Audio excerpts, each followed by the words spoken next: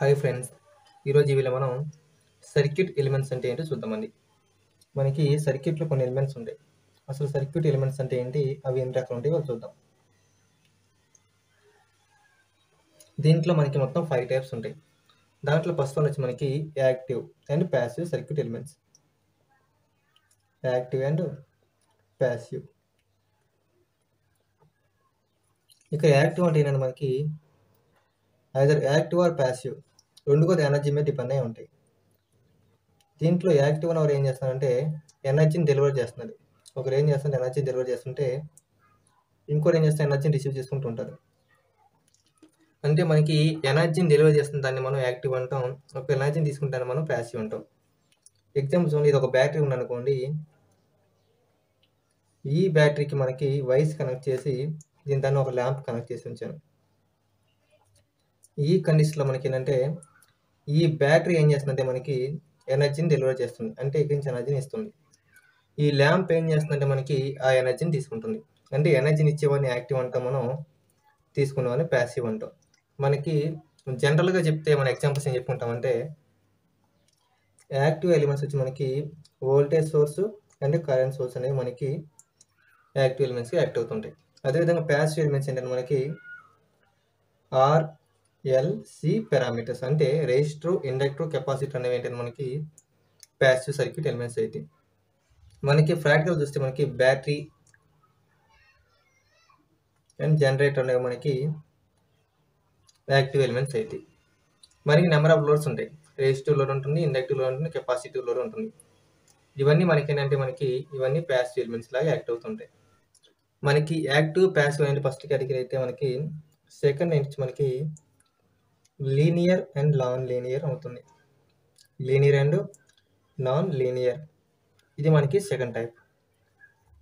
అయితే మనకి linear non linear elements చెప్పే ముందు అసలు what is linear, what is non linear చూద్దాం.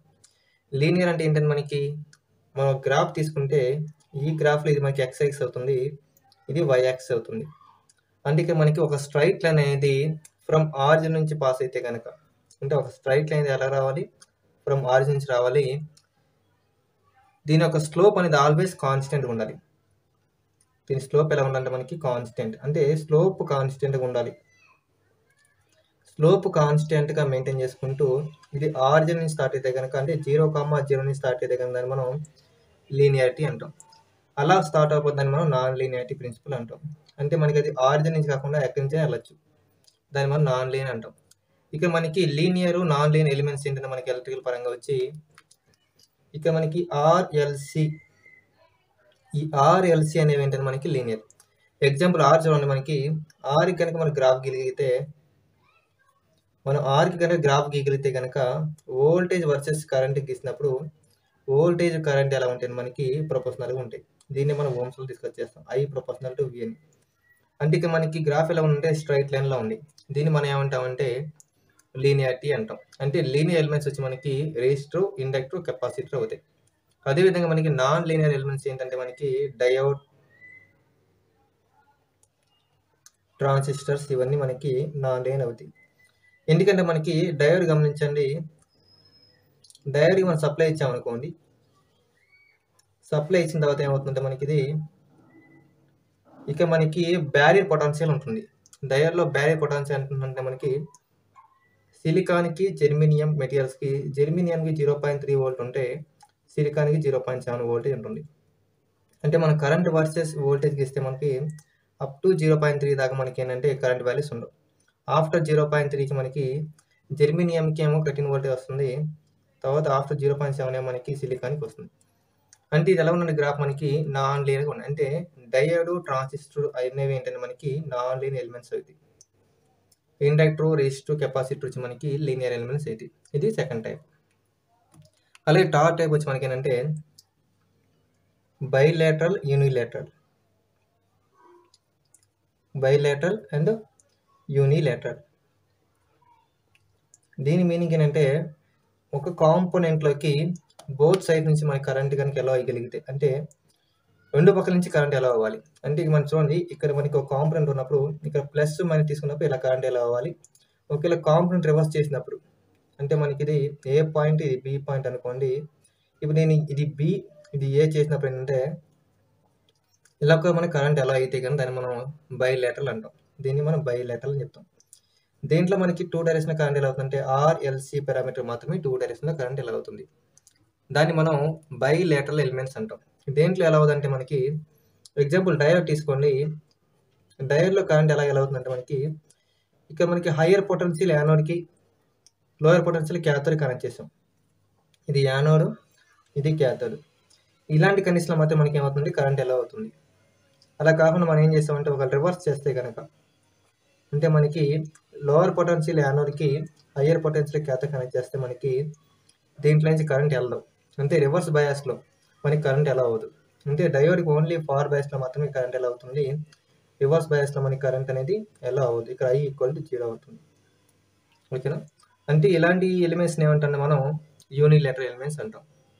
అంటే యూనిలేటరల్కి ఎగ్జాంపుల్స్ మనకి ఏమంటాయి అంటే మనకి డయోడ్, జీనా డయోడ్, ట్రాన్సిస్టర్స్, మాస్ఫెట్స్ ఇవన్నీ మనకి యూనిలేటరల్. బైలేటరల్కి వచ్చే ఎగ్జాంపుల్స్ మనకి ఆర్ఎల్సి పారామీటర్స్ ఉంటాయి. అదేవిధంగా మనకి ఫోర్త్ కేటగిరీ ఎవరంటే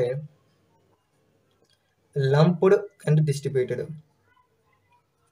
లంప్డ్ అండ్ డిస్ట్రిబ్యూటెడ్ ఇవి మనకి ఫోర్త్ కేటగిరీ అయితే. ఇక లంప్డ్ అంటే ఏంటంటే మనకి ఫిజికల్ పారామీటర్స్ అంటే మన కంటితో చూడగలిగే వాటిని మనం ఏమంటే లంప్డ్ అని, కంటితో చూడలేని వాటిని మనం డిస్ట్రిబ్యూటెడ్ అంటాం.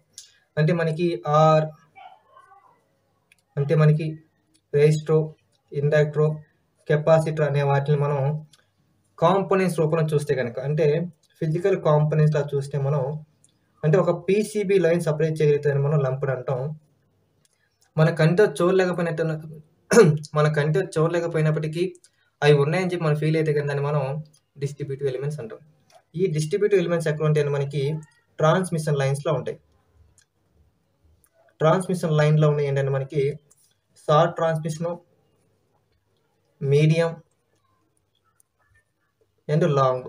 ఈ షార్ట్, మీడియం, లాంగ్లో మనకి ఏముంటాయి అంటే ఆర్ఎల్సి పారామీటర్స్ ఉంటాయి. కానీ ఇవి ఇన్విజిబుల్, మన కంటికి కనిపించవు, కానీ అవి మనకి ఎగ్జిస్ట్ అయి ఉంటాయి. మనకి కంటికి కనిపించుకుని ఎగ్జిస్ట్ అయి ఉన్న వాటిని డిస్ట్రిబ్యూటర్ అని, మనం ఫిజికల్గా చూడగలిగే దాన్ని మనం లంప్డ్ అని చెప్పి చెప్పుకోవాలి. అండ్ లాస్ట్ వన్ వచ్చి మనకి ఏంటంటే time variant and time invariant. దీనికి ఎగ్జాంపుల్ చెప్తాను చూడండి జాగ్రత్తగా. టైం వేరియంట్ అంటే మనకి విత్ రెస్పెక్ట్ టైం ఏమవుతుంది మనకి అది వేరీ అవుతుంది. టైం ఇన్వేరియంట్ అంటే మనకి విత్ రెస్పెక్ట్ టైం మనకి వేరీ అవ్వదు.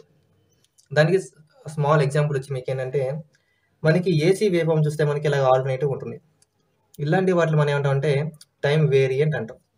డీసీ వేవ్ ఫామ్ మనకి ఎలా ఉంటుందంటే కాన్స్టెంట్గా ఉంటుంది. అంటే ఇటువంటి వాటిని మనం ఏమంటామంటే టైం ఇన్వేరియంట్ అంటాం.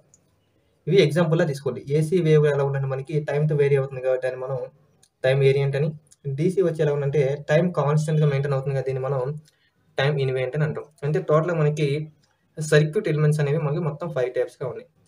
Okay friends, thank you for watching. ఈ వీడియో మీకు నచ్చితే కనుక లైక్ చేయండి, సబ్స్క్రైబ్ చేయండి, మీ ఫ్రెండ్స్ అందరికీ షేర్ చేయండి. మీకేం డౌట్స్ ఉంటే కనుక కామెంట్ చేయండి. Thank you.